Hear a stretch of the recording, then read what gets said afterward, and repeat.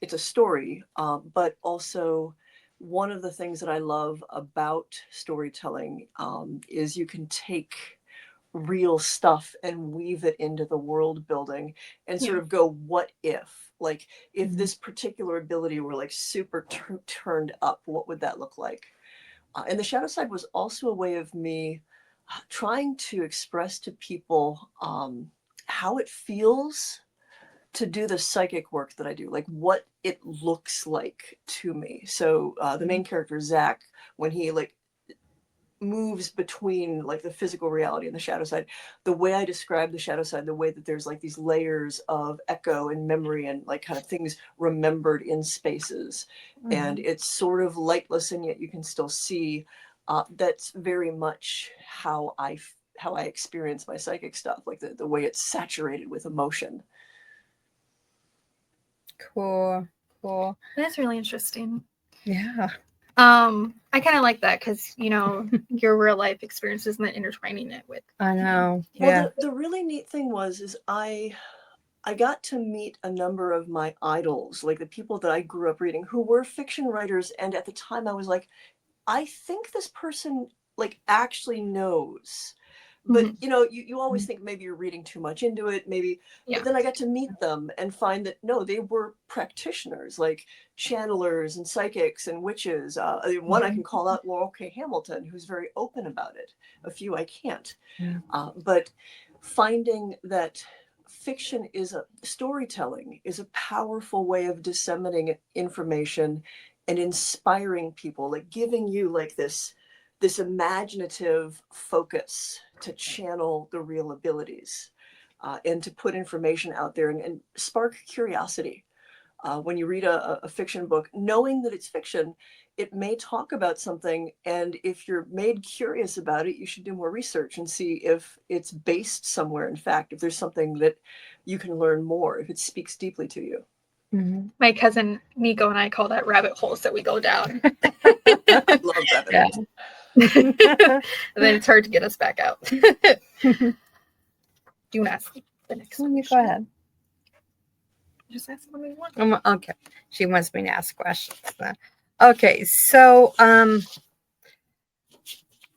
just give me a second here. Okay, so I want to know about your thoughts on the Ouija boards Or because like different Mm, like divination items. Like I don't know if you use them for like I know you've been on like paranormal investigations or anything. Do you ever like intertwine your craft with your investigations? Like I know a lot of people use like high dollar like, equipment and stuff. Like I've always been exposed to the paranormal since I've been a young child and I've just never used them. I just always used myself. mm-hmm. I think that you're No, a powerful tool and it's the my own same.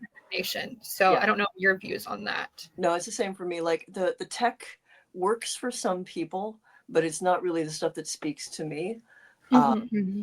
when I first got involved in paranormal investigation 30 plus years ago, like actually the first group I worked with was the Avalon Foundation out of here in Northeast Ohio, Yeah. founded by a fellow named Nick Ryder. And that was 96, 97 maybe. And it was really not common for people to be witchcrafty and also a Mhm. paranormal investigator. There was sort of a split between Yeah. things.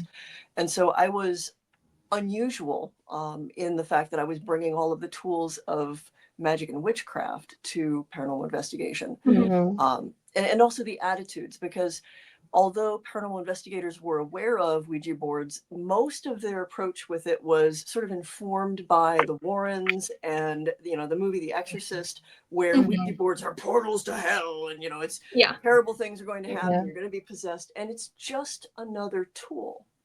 Yeah. And Mhm. it's no different than a K2 meter or a pendulum, or honestly just sitting there and inviting the spirits to communicate with you. It's it's just the PR that it's had, like the stories that have been Mm-hmm. told about it. Yeah. So when I do investigations, um, you know, I encourage people to find whatever tools work for them. But much like you, I am my best sensing device. Mm-hmm. Mhm. It's all me, and in the same way that one should, approach a Ouija board or a spirit box with a certain measure of this might work, and also we know that there are levels of fallibility. The same stuff for psychic abilities. Like Yeah. a psychic perceptions of a location in a paranormal investigation are only as good as the psychic's objectivity. And that's actually what you have to learn and hone. A lot of people think that like the real work is honing the psychic ability, but the real work is learning how to judge what it is you're perceiving and then articulate it in a way where you're not over interpreting or skewing it, or trying to see things that aren't there because you want them to be there. I completely understand that. I know someone who a little bit dramatic and thinks that she's seeing things or hearing things that's not there. And I'm like, I've been around spirits since I've been a little girl. And I'm like, you're fine. Trust me. When you have that negative energy in a room with you, it hits you like a brick wall. You know it's there. Sometimes it will try to hide it, but like, I think that's something that I've had to struggle with, is what to open myself to and what not to. Yes. I know for Center Paranormal teams, they sometimes they create their own thought form, and they assume, oh my gosh, something's here. Yeah. Or,